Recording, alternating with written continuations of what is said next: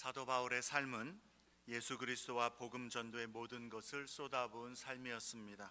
사도행전에 기록된 바울의 세 차례의 선교 여행과 그의 서신서들에 나타난 헌신되고 충성된 증인의 모습은 모든 그리스도인에게 본이 되고 도전이 됩니다. 바울은 이방인의 사도로 부름을 받은 사명을 따라서 주 예수께 헌신된 모습이었습니다. 그리스도인은 바울을 본받아서 주의 나라와 복음을 위하여 우리도 그러한 마음과 헌신으로 주를 섬기기를 힘써야 합니다. 그러나 또 한편으로는 우리는 바울처럼 능력도 없고 바울처럼 전도의 열매로 성공도 못하기 때문에 복음을 전하는 것은 나의 분야가 아니다라고 전도의 사명을 회피하는 그러한 핑곗거리로 바울의 모습을 우리에게 비추어 그렇게 핑곗거리로 삼는 경우도 있는 듯합니다. 복음 전도는 특별한 재능이 있고 또 그런 일을 잘할 수 있는 사람들에게나 주어진 일이라고 생각하는 것입니다. 나는 그러한 사람이 아니기 때문에 전도를 하지 않아도 된다라는 생각을 갖기 쉽다라는 것입니다. 하지만 그리스도인은 이 두 가지 생각 사이에서 극단으로 치우치지 않도록 조심해야 되겠습니다. 우리는 바울이 그리스도와 복음을 위하여 최선을 다해서 헌신하였던 것처럼 바울의 선교적인 삶의 모습을 본받기를 힘써야 합니다. 그리고 동시에 우리는 바울처럼 이방인의 사도로 특별한 소명을 받지 않았다라는 것도 인정해야 하는 것입니다. 바울의 사역 가운데에 능력과 권능으로 역사하신 것은 그에게 주어진 특별한 사명을 이루도록 성령께서 함께 하신 것이라는 사실을 우리는 인정해야 한다는 것입니다. 물론 지금도 성령께서 복음 전도의 증인들과 그 사역의 현장 가운데에 능력으로 또 기적으로 일하시기도 합니다. 그러나 사도행전에 나타난 그런 성령의 역사와 능력이 우리의 전도의 현장과 사역 가운데에서는 일어나지 않기 때문에 우리는 전도하는 일에 소극적으로 되거나 또 무관심해서도 괜찮다라는 그러한 생각은 갖지 말아야 한다는 것입니다. 예수께서 우리를 제자로 부르실 때에 그 부르심의 사명은 사람을 낚는 어부입니다. 예수께서 이르시되 나를 따라오너라 내가 너희로 사람을 낚는 어부가 되게 하리라 하시니, 또 주님께서 부활 후 하늘로 승천하실 때에 주신 사명도 모든 그리스도인들에게 복음 전도의 사명을 주셨습니다. 예수께서 나와 말씀하여 이르시되 하늘과 땅의 모든 권세를 내게 주셨으니 그러므로 너희는 가서 모든 민족을 제자로 삼아 아버지와 아들과 성령의 이름으로 세례를 베풀고 내가 너희에게 분부한 모든 것을 가르쳐 지키게 하라. 볼지어다 내가 세상 끝날까지 너희와 항상 함께 있으리라. 오순절 성령께서 모든 믿는 자들에게 강림하심으로 일어난 변화와 현상도 복음의 증인이 되는 것이었습니다. 오직 성령이 너희에게 임하시면 너희가 권능을 받고 예루살렘과 온 유대와 사마리아와 땅끝까지 이르러 내 증인이 되리라 하시니라.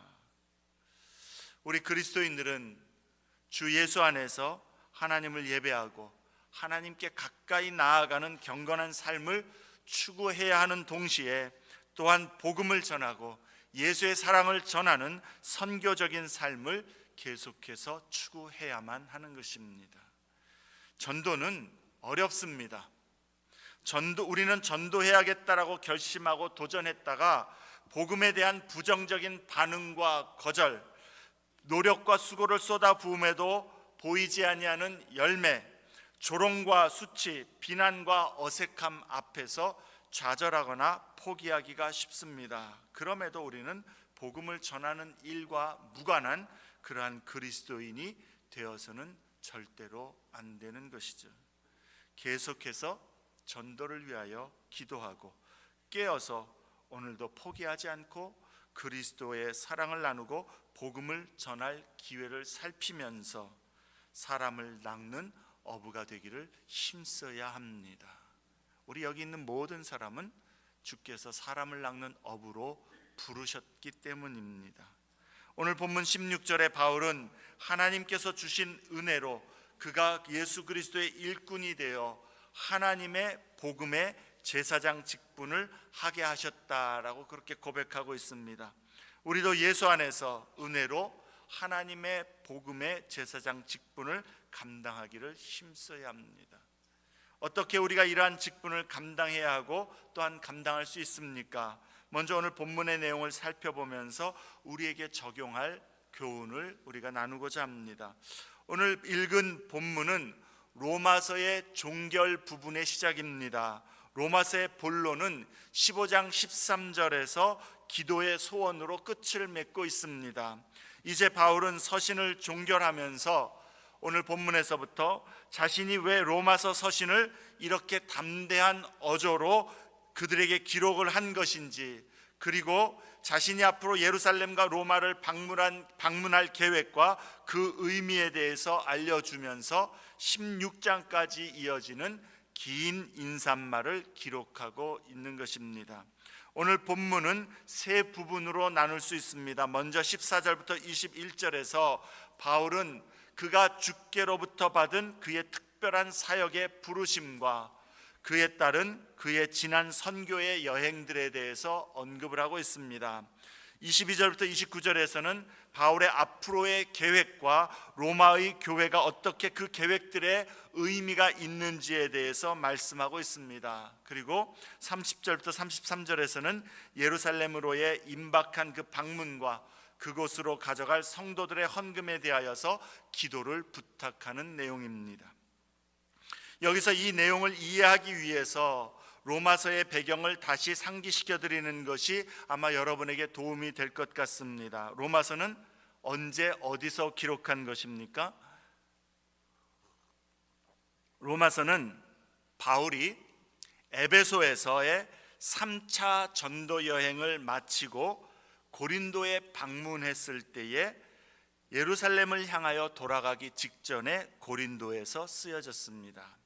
그래서 우리 로마서 3차 전도 여행 말미에 고린도에서 쓰여졌다, 이렇게 기억하시면 되겠습니다. 사도행전 20장 22절에 바울은 성령에 매여서 예루살렘으로 간다라고 고백합니다. 그리고 바울과 많은 다른 각 지나갈 때마다 그 성도들은, 교회의 성도들은 그것이 어쩌면 바울을 마지막 보게 되는 그러한 여행길이라는 것을 알고 있었습니다. 바울이 성령에 매여서 예루살렘으로 간다라고 고백을 합니다만, 또한 성령께서는 바울에게 예루살렘에 돌아가게 될 때에 그곳에서 그가 결박과 환난을 당할 것임을, 결박과 환난이 너를 기다리고 있다라고 알려주셨습니다. 그러나 바울은 내가 달려갈 길과 주 예수께 받은 사명, 곧 하나님의 은혜의 복음을 증언하는 일을 마치려 하면은 나의 생명조차 조금도 귀한 것으로 여기지 아니하노라 라는 그 각오로 성령의 인도하심을 좇아서 그 결박과 환난이 기다리고 있는 예루살렘을 향하여 담대히 나아간 것입니다. 그렇게 예루살렘을 방문할 때에 그는 또한 이방인 교회의 성도들이 예루살렘의 그 유대인 성도들의 궁핍한 상황과 어려움을 위해서 헌금한 그 돈을 가지고 전달하는 책임도 있었습니다. 그래서 바울은 먼저 예루살렘을 방문하여서 그 구제 헌금을 전달하고 그 후에 또한 로마를 방문하여서 복음의 은혜를 나눌 것이고, 이제 더 나아가 로마에서부터 서바나까지 가서 복음을 전할 장래의 계획을 오늘 본문 편지에 적은 것입니다. 오늘 본문의 첫 부분인 14절부터 21절 말씀의 핵심 주제는 바울이 아직 한 번도 방문한 적이 없는, 그래서 대부분의 사람들은 바울이 만나보지도 못한 그런 로마에 있는 교회에 대해서, 성도에 대해서 왜 이러한 편지를 담대히 쓸 수 있었는가 하는 이유를 말씀하는 것입니다. 그 이유는 하나님께서 바울에게 주신 은혜 때문이다 고백합니다. 어떤 은혜입니까? 하나님이 그를 이방인의 사도로 부르셔서 그리스도의 일꾼이 되게 하셨고, 그래서 그 이방인들을 거룩하게 하여 하나님 앞에 드리는 그러한 사명, 그 은혜를 얻었기 때문이라는 것입니다. 여기서 우리가 주목할 것은 바울은 이방인에게 하나님의 복음을 선포하는 그 사명을 감당하는 것에 대해서 그것을 거룩한 제사장적 직무로 표현하고 있다는 겁니다. 제사장은 구약시대 아무나 될 수 없습니다. 레위 지파에서만 될 수가 있고 또 그것은 거룩한 직무입니다.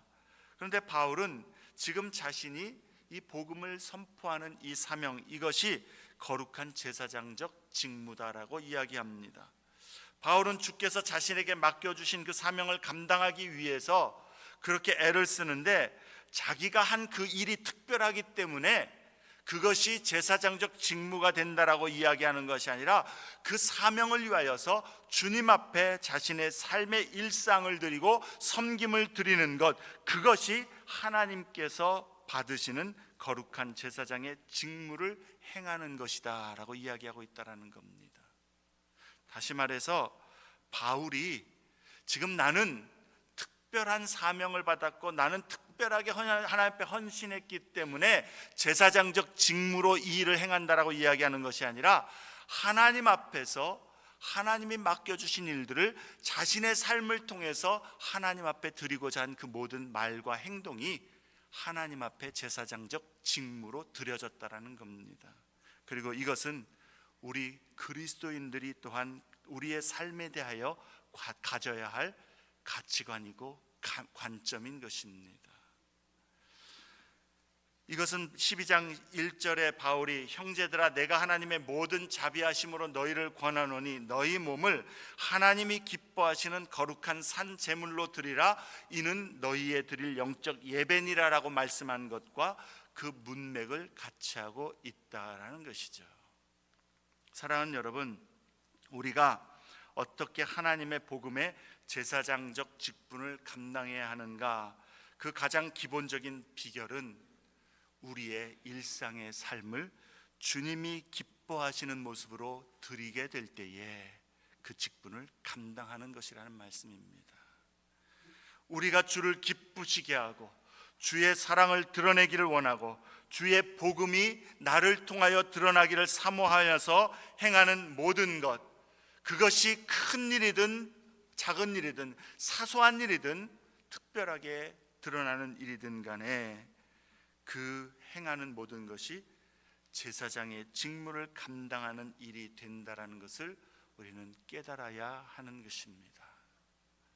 주께서 우리의 삶을 통하여 역사하시고 주의 복음과 영광을 나타내시는 것은 어떤 특별한 소명이 있어야만 되는 것이 아니고 특별하게 뭔가 사람들이 볼 때 저 사람은 주님의 일꾼이야, 주님이 사용하시는 그러한 특별한 일을 하고 있어 하는 그런 어떤 특별한 사역에 있어야만 되는 것이 아니라는 것입니다. 오히려 성경은 우리의 일상에서 그리스도인이 주 안에서 주를 위해서 주를 의지하면서 주님께 사용받고자 하는 그 마음 중심으로 그렇게 행하는 그 모든 행위와 섬김, 그것이 하나님 앞에 드려지는 제사장적 예배가 된다라는 것입니다. 어떤 일을 하는가 하는 것보다 그리스도께서 나를 통하여 일하심에 초점을 두는 것입니다. 우리는 주님께 사용받는 자, 주의 어떤 주님의 그런 역사에 쓰임받는 자 이야기할 때 그 일을 보고자 하는데, 우리가 보아야 될 것은 무슨 일이 아니라 나를 통하여 주님이 일하시도록, 주님이 나를 통하여 일하심에 초점을 두어야 하는 것입니다. 17절 18절에 바울은 그리스도 예수 안에서 하나님의 일에 대하여 자랑하는 것이 있다라고 말합니다. 그런데 이 자랑은 바울이 지금 나는 이런 사역을 했고 어디를 다녔고 어떤 큰 일을 행했다 이런 것을 얘기하는 것이 아니라, 바울의 자랑은 뭡니까? 그리스도께서 나를 통하여 역사하셨다라는 것을 자랑하고 있습니다. 내가 무엇을 한 것을 자랑한 것이 아니라 나의 부족함이고 나는 그냥 일상에서 부족한 모습으로 나의 그런 행동으로 나의 섬김으로 주님 앞에 드렸는데, 나의 그 부족한 모습, 일상의 모습, 주를 향하여 드려지길 원하는 그 사소한 것들을 주님이 사용하셔서 이방인들을 순종하도록 역사하시는 그 그리스도를 자랑하고 있다는 겁니다. 19절에 바울의 사역에 있어서 그는 말과 행위로 그 일을 행하였다 이야기합니다. 그런데 표적과 기사의 능력으로 사역이 이루어졌고 성령의 능력으로 이루어졌다라고 고백합니다. 바울은 그냥 자기가 복음을 전하는 말로 그리고 행위로 그렇게 복음을 전하기를 힘썼는데 성령께서 바울을 그렇게 사용하셔서 바울의 이방인의 그 특별한 사도로서의 그 사명을 감당하게 하기 위해서 표적과 기사의 능력도 나타내셨고 성령의 능력으로도 함께 하셨다라는 것입니다. 그러므로 우리가 본받아야 할 것은 무엇입니까? 표적이 나타나야 하고 능력이 나타나야 하는 것은 성령의 소관이고 성령께서 하실 일입니다. 우리가 할 일은 그리스도께서 나의 일상과 나의 그 말과 나의 행위를 통해서 나의 섬김을 통해서 주님이 나를 사용하셔서 그의 복음이 증거되는 도구로 사용하기를 원하는 것, 그래서 나를 통하여서 그리스도의 사랑과 영광이 나타나도록 그렇게 우리 자신을 드리는 거기에 초점이 있어야 하는 것입니다. 우리가 계속해서 주의 뜻을 따라서 주님 앞에 부족한 모습, 때로는 우리 자신이 볼 때에도 연약하고 참 우리가 정말 하나님 앞에 하나님의 일꾼이라 부름받기에 참 부끄러울 정도의 모습이라 할지라도 믿음으로 주 안에서 주를 기쁘시게 하는 마음으로 주의 영광 위하여 나의 한 가지 한 가지 일들을 거기에 초점을 두어 행하고자 할 때에 하나님은 그 작은 일, 작은 일상, 나의 삶에 사람들이 누구나 다 할 수 있는 그 일들을 통하여서 주님은 영광 받으시고 복음이 증거되게 하시고 하나님의 사랑이 드러나게 하신다라는 것입니다. 우리의 삶이, 우리의 일상이 주님께 산 제물이 되고 주의 사랑과 복음의 증거가 되도록 하시는 것입니다. 그러므로 여러분, 주를 위한 일에는 작은 일이 없습니다. 우리가 주의 긍휼의 마음을 가지고 이웃의, 형제의 가난하고 소외된 모습을 보게 될 때에 그들을 그 긍휼의 마음으로 도와주고 위로의 말을 하게 될 때에 그 일상의 행함과 섬김이 하나님이 기뻐 받으시는 제사가 되는 것입니다.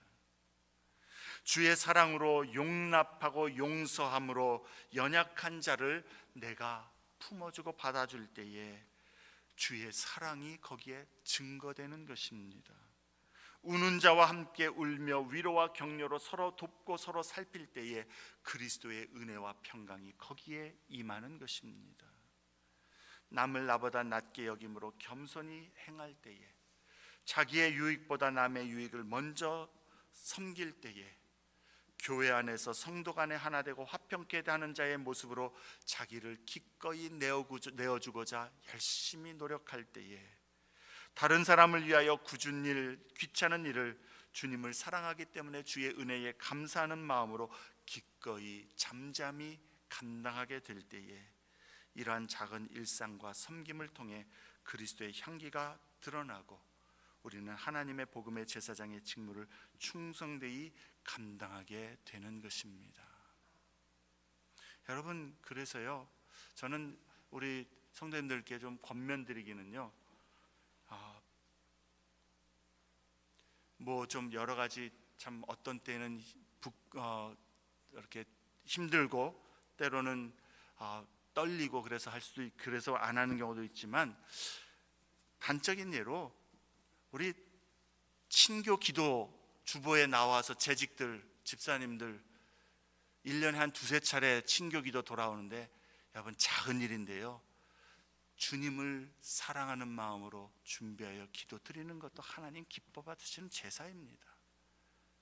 주일 새벽 예배, 새벽 기도 순서 맡겨드린 그럴 때에 여러 가지 일상에 참 어렵고 힘든 일들이 많이 있지만, 그러나 또 그날은 내가 하나님 앞에서 내게 돌아온 순서이니 맡아서 그것을 신실하게 준비해서 짧은 기도라도 하나님 앞에 드리고자 할 때, 유창한 기도, 잘하는 기도가 아닌 하나님께서 교회를 섬기도록 주신 기회에 섬기고자 할 때 그게 하나님 받으시는 제사가 되는 것이죠.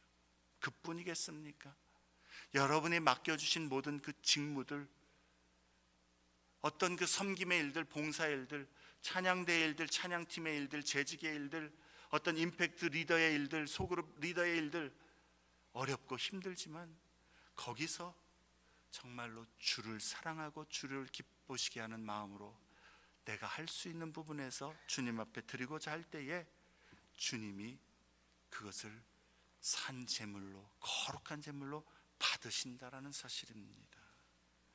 우리는 말로 복음을 전해야 합니다. 그러나 또한 행함으로 복음의 일꾼이 되어야 합니다. 그리고 그 행함은 우리의 일상에서 하나님을 기쁘시게 하고 주의 은혜와 사랑에 매여 우리의 모든 행함과 섬김이 주를 향하여 드리고자 하는 중심을 가질 때에 하나님은 우리의 일상의 평범한 행함과 섬김을 통해서 영광을 받으십니다. 우리를 통하여 성령께서 주의 사랑과 생명의 은혜가 드러나도록 사용하시고 역사하시는 것입니다. 우리의 삶의 모든 일상을 그렇게 하나님의 복음의 제사장의 직무로 보면서 주님께 거룩하고 살아있는 제물로 우리 자신을 드리기를 힘쓰는 그런 성도가 되어야 되겠습니다. 22절부터 29절에서 바울은 이제 자신의 일정과 계획을 알려줍니다. 예루살렘을 방문할 것인데 그 주요한 이유는 예루살렘의 가난한 성도들을 돕기 위해서 이방 교회들로부터 받은 구제금을 전달하는 것이었습니다. 그리고 로마로 가서 로마의 성도들을 만날 것과 그 이후에 서바나 곧 스페인을 방문하여 복음을 전할 계획을 밝힙니다. 그러나 바울이 이러한 계획을 말하는 것은 적어도 두 가지 이유 때문입니다. 첫째는 자신이 로마로 가는 길이 더디게 된 이유와 함께 그가 그곳에 가게 될 때에 거기 오래 머물 계획이 없는 이유를 설명하기 위함일 것입니다. 그리고 둘째는 멀리 서바나까지 이제 복음을 전하는 일에 있어서 로마의 교회가 안디옥 교회가 했던 것처럼 이제 새로운 지역의 교회 개척을 위하여서 로마의 교회가 전초기지의 역할을 감당하고 또 로마의 교회가 그 바울의 그 복음 전도 사역에 지원을 해줄 것을 호소하기 위함일 것입니다. 그러면서 바울은 마게도냐와 아가야의 이방인 성도들이 예루살렘의 가난한 성도들을 위하여 기쁘게 연보한 일에 대해서 언급을 합니다. 이는 성도들이 받은 바 은혜로 인하여서 자원하는 섬김이었고 기쁨으로 드린 연보였다라는 것입니다. 마게도냐의 성도들이 바울이 막 강요해서가 아니라 자신들의 마음 가운데에 그 유대인들 그리스도인들이 예루살렘에서 궁핍함 가운데 있다라는 소식을 들었을 때에 자원하여서 드렸다라는 겁니다. 그런데 또한 27절에 바울은 이것이 복음과 생명의 은혜에 빚진 자의 마땅한 행동이라고 말씀합니다. 빚졌다라는 것, 의무가 있다라는 것이죠. 책임이 있다라는 것이죠. 아마도 바울은 로마의 교회 성도들도 주의 복음과 은혜에 빚진 자로서 자원하는 마음으로 주의 사역에 동참하도록 하기 위한 권면이었을 것입니다. 여기서 우리는 어떻게 하나님의 복음의 제사장 직무를 감당해야 하겠는가 하는 것에 대한 또 다른 교훈을 배워야 하겠습니다. 우리가 주님 앞에 물질을 드리는 것, 섬김을 드리는 것은 언제나 자발적이고 자원하는 마음으로 기쁨으로 드려지는 것이 마땅합니다. 그렇게 해야 합니다. 하나님의 사역을 위하여서, 교회의 지역사회의 그 복음 전도를 위하여서, 세계 선교를 위하여서, 구제사역을 위하여서, 사회봉사를 위하여서 성도가 헌금을 드리고 시간을 드리고 재능을 드리고 삶을 드리는 것은 언제나 자발적인 기쁨으로 드려지도록 해야 하는 것입니다. 예전에는 어떤 부흥 강사들이 와서 교회 건축하면 부흥회하면서 건축 헌금 해야 된다고, 복 받는다고 막 이런 설교들 막 했는데 하나님은 자원하여 드리길 원하십니다. 강요가 아니라는 것이죠.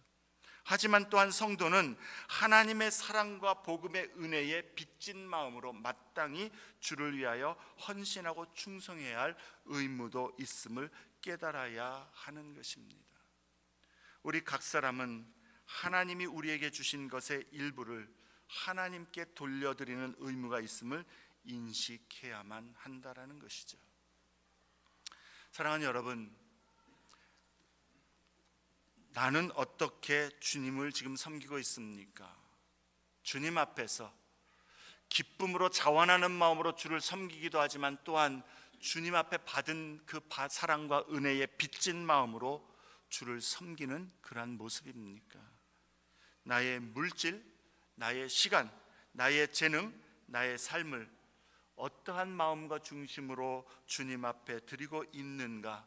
우리는 정직하게, 겸손하게, 그리고 주님의 이 말씀 진리 앞에서 우리 자신을 돌아보아 하나님 앞에 합당한 모습으로 우리 자신을 온전한 산제물로 드리기를 힘써야 하는 것입니다.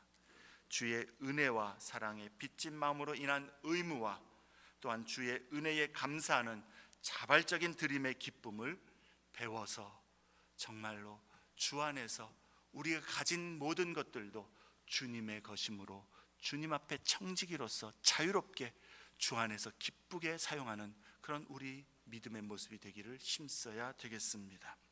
30절부터 33절에서 바울은 기도를 부탁을 합니다. 그 기도를 부탁하는데 그 기도의 요청은 세 가지입니다. 31절에 첫 번째는 유대 불신자들로부터 화를 면하게 될 것을 위하여서 기도하고 있습니다. 지금 예루살렘으로 돌아가게 되면 거기서 유대인들로 인하여서 받을 화가 있을 텐데 하나님 나를 그 화로부터 면하게 해 주십시오. 함께 기도해 달라는 겁니다. 두 번째는 예루살렘의 성도들이 예루살렘의 성도들이 이 이방인 교회의 성도들이 드린 그 헌금을 받을 만한 모습이 되도록 해달라고 기도하고 있는 것입니다.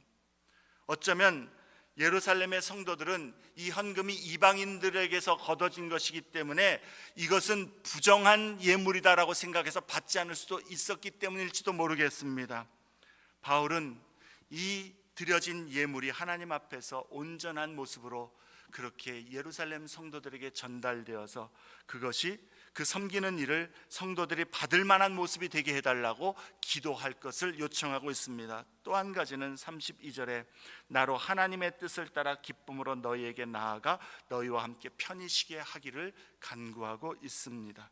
그런데 이 기도 가운데에 바울은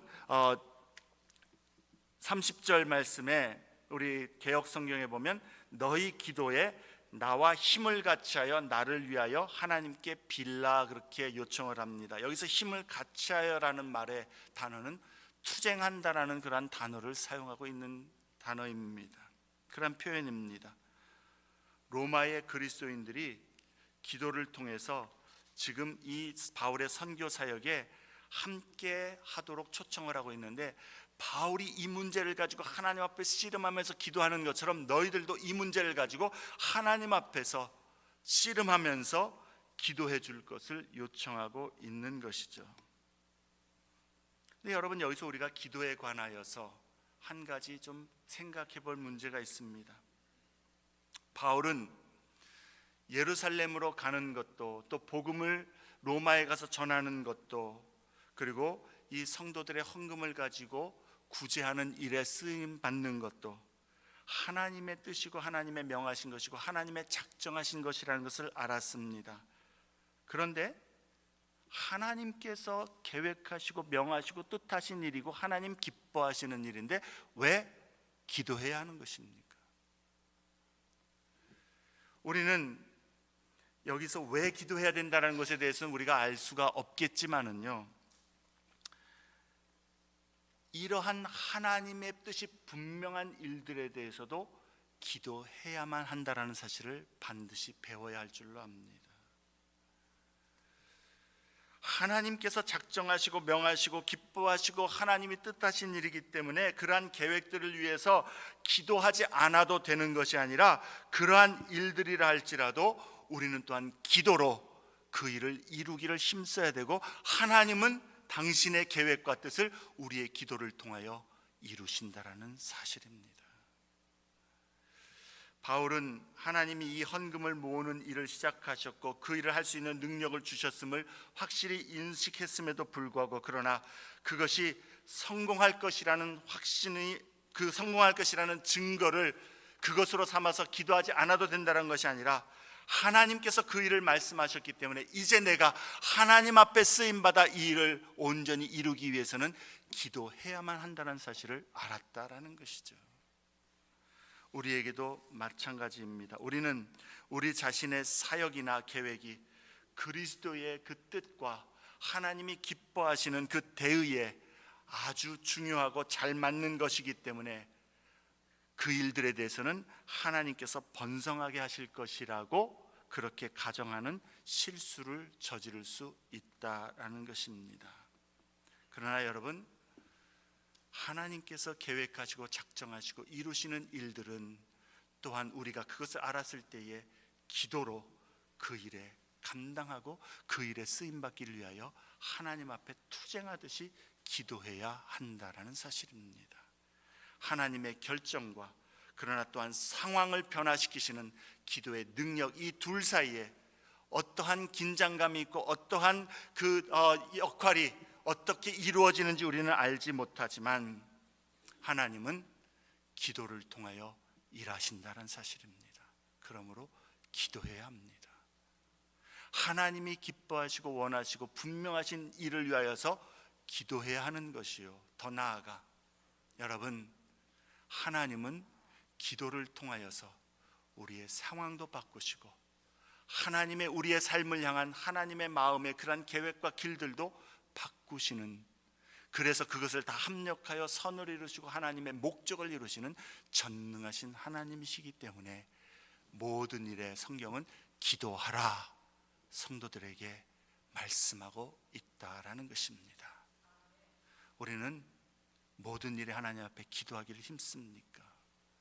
분명하고 확실한 일에도 기도해야 되겠지만 우리의 삶에 문제가 닥치고 어려움이 닥치고 고난이 닥칠 때에 우리는 의사를 찾아가고 상담가를 찾아가고 어떤 재정 상담가를 찾아가고 여러 가지 일들을 해서 해결하는 데에 많은 그러한 그 노력들을 쏟지만 하나님 앞에 나와서 투쟁하듯이 하나님 앞에 엎드려 기도하는 일들은 너무나도 해이해지고 또한 사라진 이 시대에 우리는 이 말씀 앞에서 하나님 앞에 기도자로 서기를 다시 한번 결단할 수 있어야 되겠습니다.